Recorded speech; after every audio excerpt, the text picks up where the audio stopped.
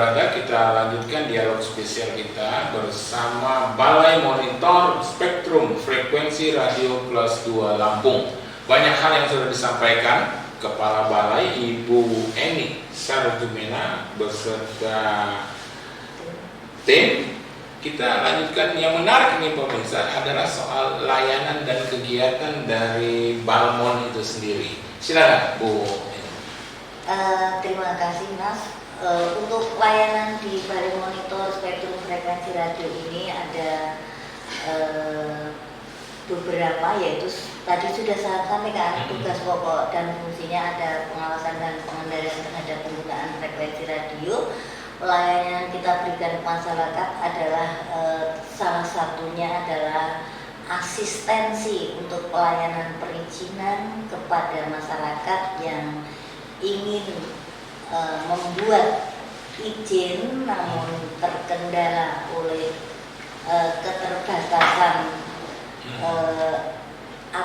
istilahnya akan membuat perizinan itu sulit Mas. Nah, kami dari Balai Monitor ini memberikan asistensi, menuntun istilahnya mulai dari awal hingga akhir, hingga sampai terbitnya izin.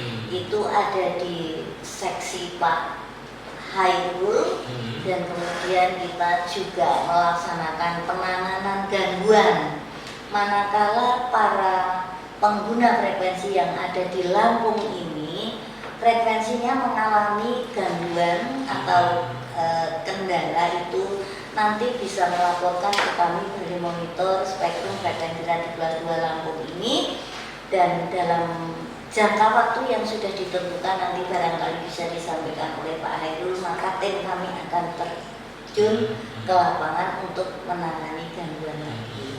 Kemudian juga ada kegiatan pengukuran spektrum frekuensi radio. Pengukuran spektrum frekuensi radio itu ada di seksi Bu Ervina, termasuk pada saat ini yang sedang ASO di Provinsi Lampung ini, maka persiapan yang kami laksanakan salah satunya adalah pemantauan dan pengukuran terhadap televisi siaran. Seperti itu Mas. Nanti lebih detail lagi dari ketua tim kami supaya menyampaikan. Seperti itu Mas Umar. Menarik nih Pak Hairul apa yang disampaikan Bu Eni, Bu Kepala. Yang selanjutnya kalau nggak salah Pak Hairul juga tugasnya adalah konsultasi publik. Artinya itu apa maksudnya? Jadi Pak masyarakat bisa datang ke kantor, ke Balmon atau gimana? Ya, terima kasih. Ini yang sangat penting kami sampaikan, khususnya ke pemirsa 3 TV ya. Balai Monitor itu kita melayani untuk asistensi perizinan penggunaan spektrum frekuensi radio. Jadi untuk masyarakat Lampung, jika ingin menggunakan frekuensi radio, mohon kiranya untuk bisa mengurus izinnya. Untuk bisa mendapatkan izin ini, ya kita sekarang sudah menerapkan sistem one day service Pak. One day service. One day service. Oh iya. 1 hari perizinan. Dengan catatan persyaratan lengkap dan benar. Itu datang sini apa online? Ya, perizinan kita sesungguhnya kita bisa melayani secara online. Karena semua perizinan kami menggunakan aplikasi. Nah, cuma permasalahannya bagi masyarakat pengguna spektrum frekuensi radio yang belum paham dalam hal pengajuan perizinan, silahkan datang ke kantor Balmon. Ya, di mana perlu kami tegaskan bahwa semua layanan kami tidak ada biaya. 0 rupiah. Ya, biaya hanya timbul untuk pembayaran BHP terkait dengan penggunaan spektrum frekuensi radio. Kemudian di sini kita itu akan memberikan pemahaman kepada masyarakat bagaimana cara untuk mengajukan izin. Ya, mereka kalau bisa datang ke kantor Balmon, kita akan layani di loket pelayanan kami. Kalaupun mereka yang tidak dengan keterbatasan tidak bisa datang langsung ke kantor Balmond, kami telah menyediakan hotline pelayanan. Bisa melalui WhatsApp, bisa melalui Zoom, bisa melalui video call. Kami akan asistensi dengan jarak jauh. Ya, artinya kami akan memberikan pelayanan yang terbaik kepada masyarakat agar masyarakat tertib menggunakan izin. Artinya tidak ada lagi alasan sulit mengurus izin karena sulit untuk mengakses perizinan. Menarik itu, Pak. Seperti yang kami lakukan juga untuk masyarakat nelayan, ya, itu masyarakat nelayan tidak perlu datang ke kantor kami, tetapi kami yang datang ke masyarakat nelayan. Kami bikin loket perizinan di setiap pelabuhan perikanan. Jemput bola. Ya. Bahkan kami tidak hanya sekedar membantu proses perizinan di kami juga membantu proses kelengkapan yang dibutuhkan untuk perizinan ini. Ya, artinya kami sudah siapkan petugas loket setiap pelabuhan perikanan. Oke, jadi seperti apa yang kata Pak Budi tadi sebelum penertiban, apalagi sudah terkait pidana yang dilakukan pembinaan. Ya, gitu Pak Budi. Ya, harus sering terjun ke masyarakat juga ya, Pak Budi. Sambil sosialisasi juga. Kalau pembinaan itu kita lebih kepada sosialisasi itu tadi. Jadi sosialisasi itu kita lakukan setiap tahunnya. Pertama tujuan kita adalah memberikan update terkait dengan regulasi-regulasi terbaru penggunaan frekuensi radio. Betul. Kalau ada regulasi ya, disampaikan kepada masyarakat. Termasuk disampaikan ke Tegar TV juga ya, Bu.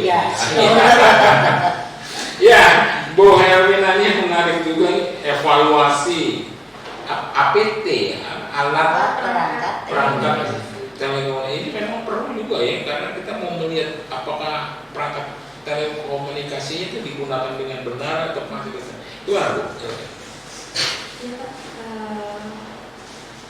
di bagian kami untuk support ke perizinan tadi Pak, mungkin kan misalnya penggunanya itu selain ngurus izin itu ada perangkat juga yang dipakai. Jadi misalnya dia izin untuk kontrak, istilahnya kontrak.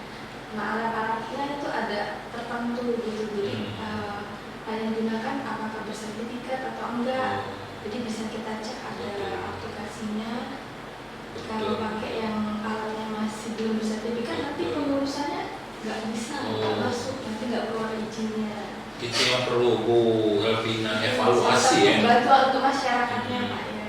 Misalnya juga mau mendirikan radio atau apa, dia misalnya termasuk di wilayah penertiban sertifikasi juga harus dilihat alat perangkat itu ya. Sertifikat juga untuk dapat izinnya. Sertifikasi itu tadi. Terus misalnya dia mau mendirikan radio gitu, biar wilayah layanannya apakah masih di wilayah yang ditentukan. Kalau misalnya udah terlalu jauh, kita lihat, kita mapping mungkin pancarannya nggak bisa yang terlalu luar, bisa diarahin nanti kira-kira kalau mau bangun transmitternya di sekitar masih di cakupan wilayah. Itu jadi kalau Pak Herul, jadi kalau misalnya ada masyarakat yang ingin membuat stasiun radio, dia harus konsultasi dulu ya soal jaringannya. Jadi kaitannya gini Pak, masyarakat mengurus izin tentu menyampaikan data-data teknis yang akan mereka gunakan. Nah, pada saat mereka mengajukan izin, tentu dari sisi kita mesti percaya data yang mereka sampaikan adalah benar. Benar, betul. Ya. Namun setelah itu rentetannya adalah pada saat izin mereka keluar, nah ini akan dilakukan, ini yang dikatakan evaluasi. Ya, penyesuaian data izin dengan data kondisi lapangan. Betul, ya. Betul, iya. Dievaluasi ya, Bu Elvina ini. Jadi termasuk galang juga nih Bu Elvina. Artinya izin itu tidak hanya izin secara administrasi, mereka memiliki izin, tetapi izin kondisi dari sisi teknis. Artinya makanya dilakukan pengawasan oleh Mbak Vina. Pancaran yang digunakan, karakteristik teknis yang mereka gunakan itu sesuai dengan yang izin atau tidak. Nah, itu kaitannya dengan izin dan pengawasan. Betul.